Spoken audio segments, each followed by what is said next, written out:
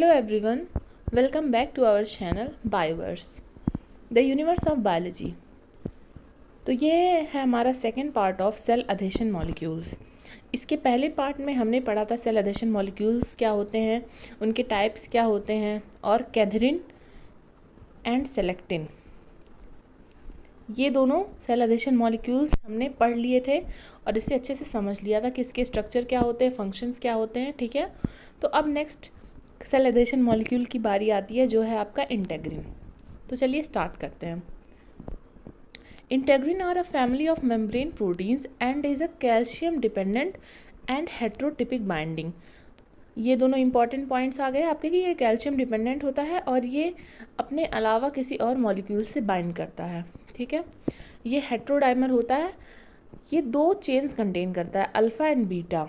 इसके पहले जो हमने दोनों पढ़ा था कैथरीन एंड सेलेक्टिन, वो सिंगुलर चेन मॉलिक्यूल थे। ठीक है, ये नॉन कोवेलेंट बाइंडिंग से एक दूसरे से जुड़े होते हैं, alpha and beta chains.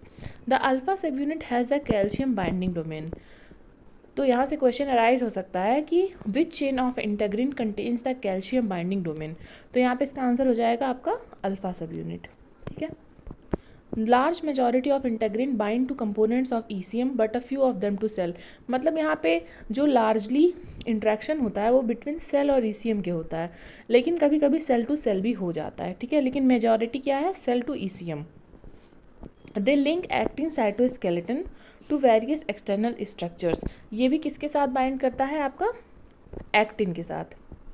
Cytoplasmic portion of integrin has adapted proteins like टॉलिन, alpha actinin and vinculin. जैसे हमने इससे पहले वीडियो में एक कॉमन स्ट्रक्चर डिस्कस किया था सेल एडेशन मॉलिक्यूल्स का, कि जो सेल एडेशन मॉलिक्यूल्स होते हैं उनमें एक्स्ट्रा सेलुलर डोमेन होता है। जैसे ये देखिए आपका एक्स्ट्रा सेलुलर डोमेन हो गया, ट्रांस मेम्ब्रेन डोमेन हो गया, और ये आपका साइटोसोलिक डोमेन हो गया।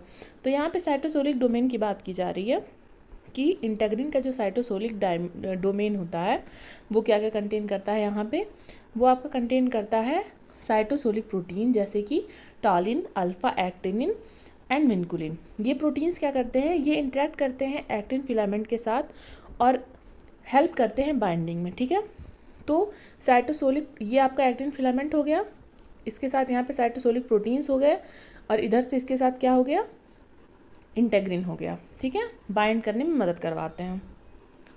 Extra cellular portion of integrin binds to molecules like fibronectin, fibrinogen, collagen present in ECM. ये फिब्रिनोजेन, फिब्रोनेक्टिन और कोलाजन, ये सब एक्स्ट्रा सेलुलर मैट्रिक्स के प्रोटीन्स हैं। तो जो आपका एक्स्ट्रा सेलुलर पार्ट होता है इंटेग्रिन का, ये एक्स्ट्रा सेलुलर मैट्रिक्स में किससे बाइंड करता है, फिब्रोनेक्टिन से, फिब्रिनोजेन से, या फिर कोलाजन से। Integrins bind to specific Ig family proteins. The extracellular ligand in this case is collagen. ठीक है, यहाँ पे जो आपका एक्स्ट्रा सेलुलर लिगेंड है वो क्या है, कोलाजन है। वो बाइंड करता है both of the sub units in the head region of the activated integrin dimer. तो जो आपका इंटेग्रिन का डाइमर होता है उसके दोनों चेन्स के हेड रीजन में आपका कोलाजन आके बाइंड करता है। यहाँ पे देखिए रोल हमें देखना होगा कि टॉलिन का रोल क्या है। टॉलिन जो कि एक साइटोसोलिक प्रोटीन है, तो binding of talin induces a separation of the two subunit and conversion to the active conformation.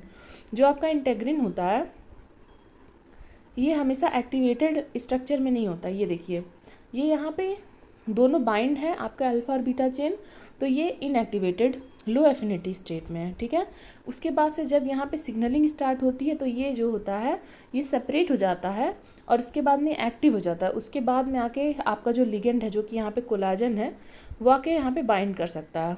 तो टॉलिन इसमें मदद करवाता है, एक्टिव करवाने में टॉलिन जो है इंटेग्रिन को मदद करवाता है। ठीक है, activated integrin typically become clustered as the result of interaction of their cytoplasmic domains with the underlying cytoskeleton। तो जब आपका एक्टिन से इंट्रैक्शन होता है इंटेग्रिन का तो वो क्लस्टर्ड फॉर्म में कट हो जाते हैं। अब अल्फा सब यूनिट क्या क्या कंटेन करता है, अल्फा सब यूनिट कंटेन करता है 4 to 5 एक्स्ट्रा सेलुलर डोमेन्स, एक बीटा प्रोपेलर, एक थाई एंड 2 काफ डोमेन्स। यहाँ पे आप देख सकते हैं, ये देखिए ये आपका अल्फा सब यूनिट है। ठीक है, ये दो काफ डोमेन कंटेन करता है, एक थाई डोमेन कंटेन करता है, एक बीटा प्रोपेलर कंटेन करता है और रिपीटेड यूनिट्स कंटेन करता है। बीटा सब यूनिट क्या कंटेन करता है, 4 epidermal growth factor like repeats होते हैं, ईजीएफ रिपीट्स, एक हाइब्रिड डोमेन और एक आई लाइक डोमेन और एक प्लेक्सिन सेमाफोरिन इंटेग्रिन, मतलब कि PSI डोमेन कंटेन करता है। ठीक है, प्लेक्सिन सेमाफोरिन इंटेग्रिन डोमेन, PSI डोमेन। तो ये अल्फा और बीटा चेन्स का यहाँ पे देखिए डायग्राम है। यहाँ पे बीटा सबयूनिट का हाइब्रिड डोमेन हो गया, PSI डोमेन हो गया, EGF रिपीट्स हो गए और ये इसकी बीटा टेल हो गई। इसका ट्रांसमेम्ब्रेन डोमेन ये हो गया और छोटा सा साइटोसोलिक या साइटोप्लाज्मिक डोमेन। अब देखते हैं, ये इंटेग्रिन का डायग्राम हो गया आपका, हैंडमेड डायग्राम। ओके, तो ये हो गया इंटेग्रिन का स्ट्रक्चर। अब चलिए नेक्स्ट हमारा जो सेल एडेशन मॉलिक्यूल है वो है इम्यूनोग्लोबुलिन सुपर फैमिली। इसको ICAM, VCAM, NCAM भी कहा जाता है। ये हेट्रोफिलिक बाइंडिंग भी कर सकता है और होमोफिलिक बाइंडिंग भी कर सकता है, मतलब ये खुद से भी अटैचमेंट बना सकता है और अपने से अलग मॉलिक्यूल से भी अटैचमेंट बना सकता है। ये calcium independent cell adhesion molecule है, बस यही एक ऐसा है जो कैल्शियम इंडिपेंडेंट है। The chief endothelial cell protein that are recognized by the white blood cell integrin are called ICAMs। ठीक है, या फिर VCAM कहेंगे जब वो वैस्कुलर सेल एडेशन मॉलिक्यूल रहेंगे और इंटरसेलुलर सेल एडेशन मॉलिक्यूल रहेंगे।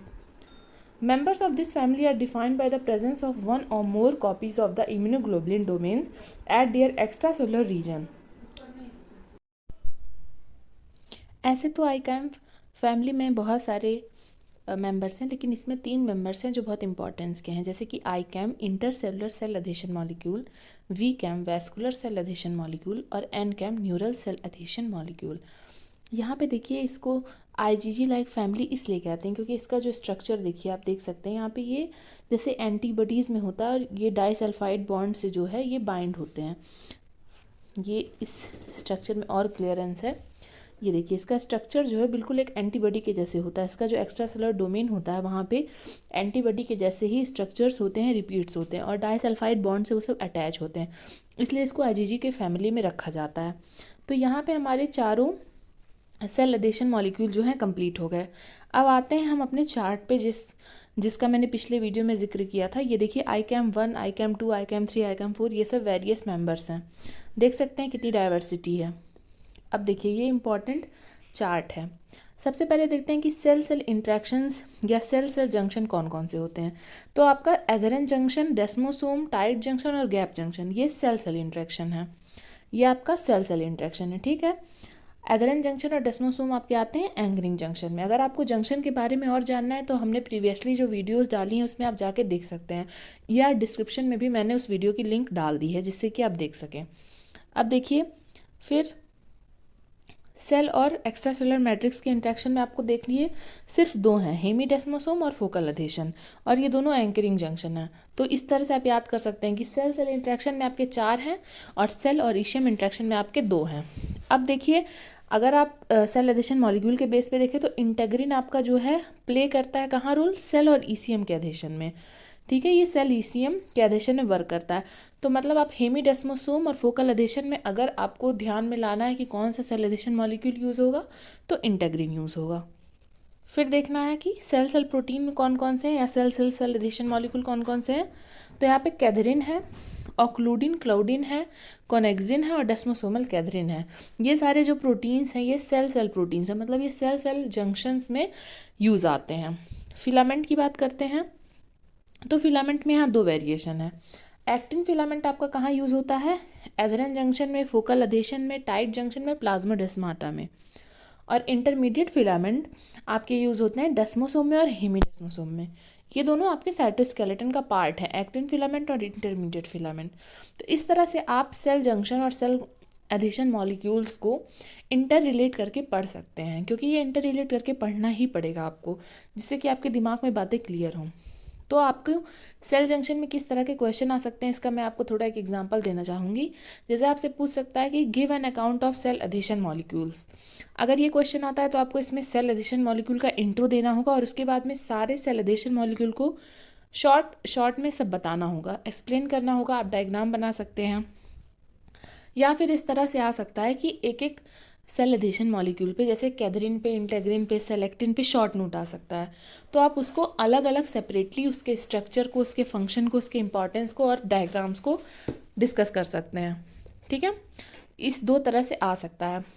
बीएससी लेवल पे तो इसी तरह का आएगा, और अगर आप फर्दर एमएससी लेवल पे जाते हैं तो इसकी सिग्नलिंग भी पूछी जा सकती है, जो कि हम आने वाले लेक्चर्स में आपको बताएंगे।